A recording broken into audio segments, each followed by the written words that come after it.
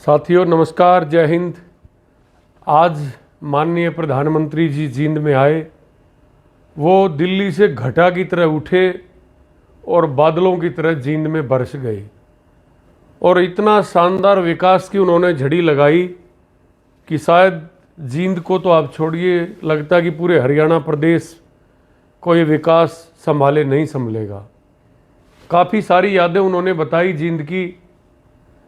क्या आपन तब था जींद के लोगों के साथ। बहुत से जींद के साथी ये भी बताएंगे कि माननीय प्रधानमंत्री जी जब वो संगठन मंत्री थे तो हमारे साथ स्कूटर पे घूमा करते थे। उन्होंने हरियाणा के घी, दूध, जींद के बूरा और जींद के घेवर का भी बड़े शालीनता से जिक्र किया और उन्होंने कहा कि बहुत समय बाद जींद का घी और जींद का घेवर तो वही है, लेकिन जींद के तेवर बदल गए हैं। जींद डबल इंजन की सरकार में बहुत शानदार तरक्की कर रहा है। पूरा हरियाणा ही प्रगति के पथ पे दौड़ रहा है, लेकिन जींद ने भी तेवर बदले हैं। और सही बात है कि किसी समय किसी अन्य, चाहे लोकदल हो या कोई अन्य पार्टी हो, चाहे चौधरी बंसीलाल जी की पार्टी हो, उनकी बैसाखियों के सहारे चलने वाली भारतीय जनता पार्टी बहुत ताकत और मजबूती के साथ वो उन्होंने तीसरी बार सरकार बनाई है अपनी। तो तेवर तो सच में बदले हैं। विकास हुआ होगा तभी बदले होंगे। और माननीय प्रधानमंत्री जी ने आज तो पूरी कयामत ढा दी विकास की। गंगा और जमुना बहा दी जींद में। जैसा उनका कद था, जैसे उनकी प्रतिष्ठा थी, जैसे उम्मीद थी, शायद उन्होंने न्याय ही किया होगा अपने पद के साथ। और स्वच्छता की भी बात की। जींद के लोगों से एक बहुत अच्छी अपील की कि आप स्वच्छ, ये पखवाड़े को ही छोड़ के आप निरंतर शहर को स्वच्छ रखिए। जींद के लोगों से प्रार्थना की।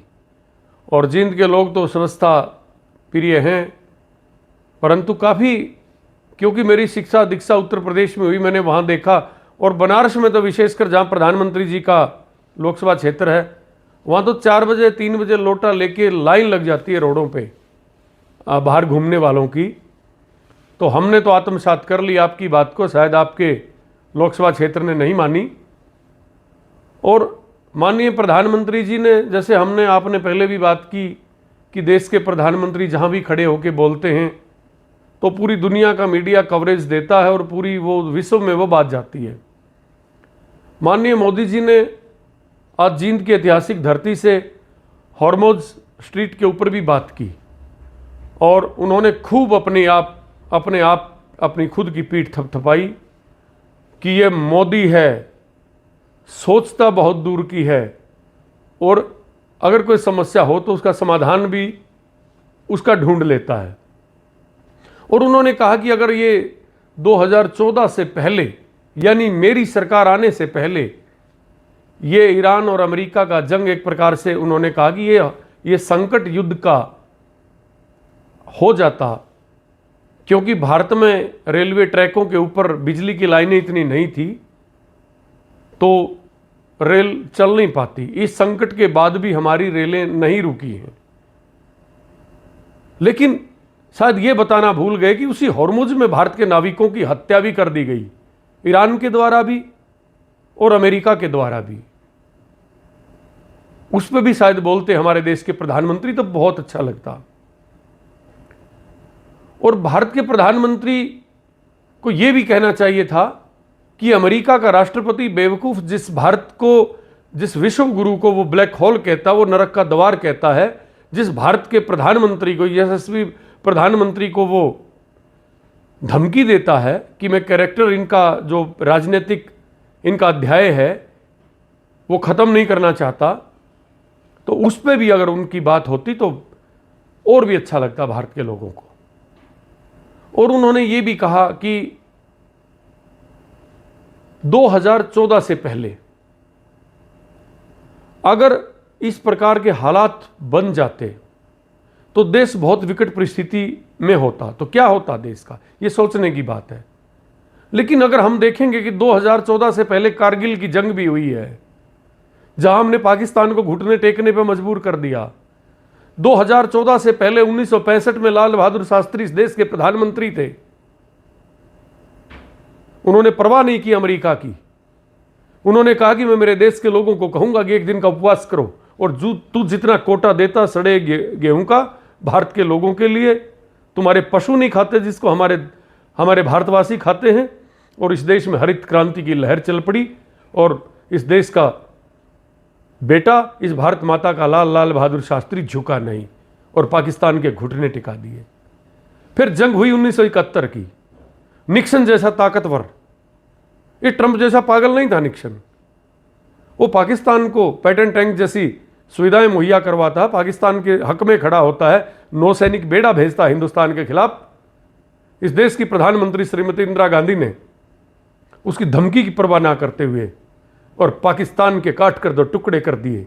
आज एक बांग्लादेश के रूप में खड़ा है। वो अलग बात है कि आज हमें आंखें दिखाता है। बिना औकात का देश मैं कहूंगा बांग्लादेश को। आज बाढ़ लगाने से भी हमारे फौज के काम में, हमारे बीएसएफ के काम में बाधा डालता है, तो वो भी 2014 से पहले की ही बात है। तो माननीय प्रधानमंत्री जी शायद इसको ये भूल गए। हरियाणा प्रदेश के लिए उन्होंने खेलों की भी बात की, हाईवे की भी बात की। वो सच में जींद के लिए 5 हाईवे से, नेशनल हाईवे से कनेक्टिविटी हमारे जींद की है।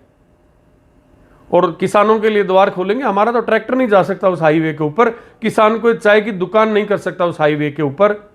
अगर जो ऐसी भूमि है, माननीय प्रधानमंत्री जी से उम्मीद थी कि जो ऐसी धरती है जो फर्टाइल नहीं है उसके ऊपर इंडस्ट्री लगाई जाए तो इस प्रदेश के, इस इलाके के हजारों नौजवानों को रोजगार मिले। ये उम्मीद है, आज भी है, क्योंकि उनका कार्यकाल बचा हुआ है। और खेलों के बारे में बात की और हरियाणा के बेटे और बेटियों से कहा कि जब अहमदाबाद में गेम होंगे गुजरात में, तो आपसे उम्मीद है कि आप हमेशा की तरह अपनी उस रॉ को बरकरार रखेंगे और मेडल लेकर आएंगे। लेकिन माननीय प्रधानमंत्री जी, आप भी मानते हैं, पूरा देश मानता है कि चाहे आर्मी में शहादत की बात हो, देश की सीमाओं की सुरक्षा करने की बात हो, या जो भी राष्ट्र के लिए गौरव की, जहाँ तिरंगा झंडा सम्मान के साथ चढ़ाया जाता है, जहाँ राष्ट्रीय धुन बजती है, वहाँ हरियाणा का जिक्र जरूर होता है, चाहे खेल में हो चाहे शहादत में हो। खेलों के मेडल आते हैं तो हरियाणा का, इतनी थोड़ी आबादी होने के बाद भी हरियाणा का एक अपना योगदान होता है। परंतु माननीय प्रधानमंत्री जी, अगर खेलों के जो राशि का आवंटन है वो गुजरात में आप ज़्यादा दे देते हैं, ये भी हमारे साथ एक प्रकार का भेदभाव हम कहेंगे और हमारे साथ अन्याय कहेंगे। तो माननीय प्रधानमंत्री जी को इन चीज़ों पर भी ध्यान देना चाहिए था। और जींद ने, क्योंकि देश के प्रधानमंत्री हैं, हम सब के प्रधानमंत्री हैं, उनका बड़ा गर्मजोशी के साथ स्वागत किया।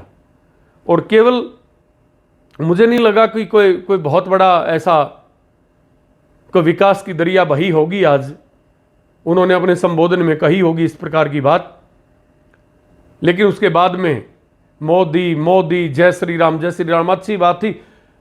इतना शानदार स्वागत मुझे लगता है कि शायद किसी नेता का हुआ हो। तो माननीय प्रधानमंत्री जी यहाँ पे आए और पूरे प्रदेश की जनता ने, सबने स्वागत किया। जींद की ऐतिहासिक धरती गवाह बनी इस चीज़ की।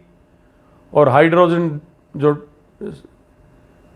से चलते, जो पानी से एक प्रचार चल रहा है उस ट्रेन का, हाइड्रोजन ट्रेन, वो वाकई एक उपलब्धि है हमारे वैज्ञानिकों की और मैं इसका सरकार को भी श्रेय दूंगा। परंतु जो जींद के लोगों को, जो हरियाणा प्रदेश के लोगों को जो उम्मीद थी और जिस तरीके से खुद अपनी पीठ थपथपाई, जिस तरीके से अपने गौरव का, अपने यश का गुणगान किया, विशेषकर हॉर्मुज पे और 2014 से पहले की स्थिति पे, तो वो कुछ थोड़ी ही अखरी बात, वो ऐसा लगा कि अपने मुंह में या मिट्ठू बनने वाली बात थी।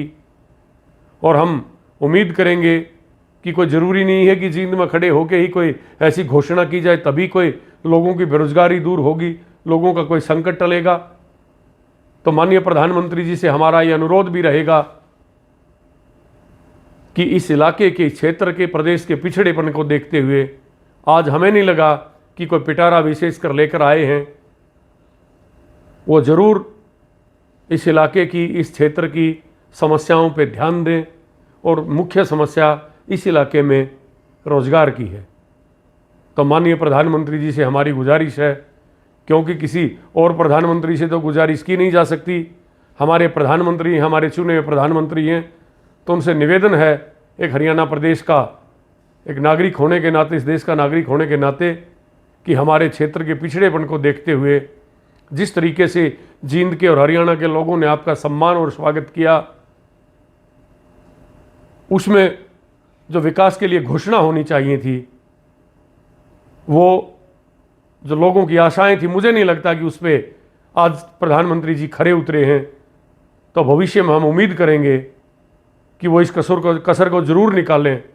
ये पूरे हरियाणा प्रदेश की तरफ से आपसे मांग है। धन्यवाद।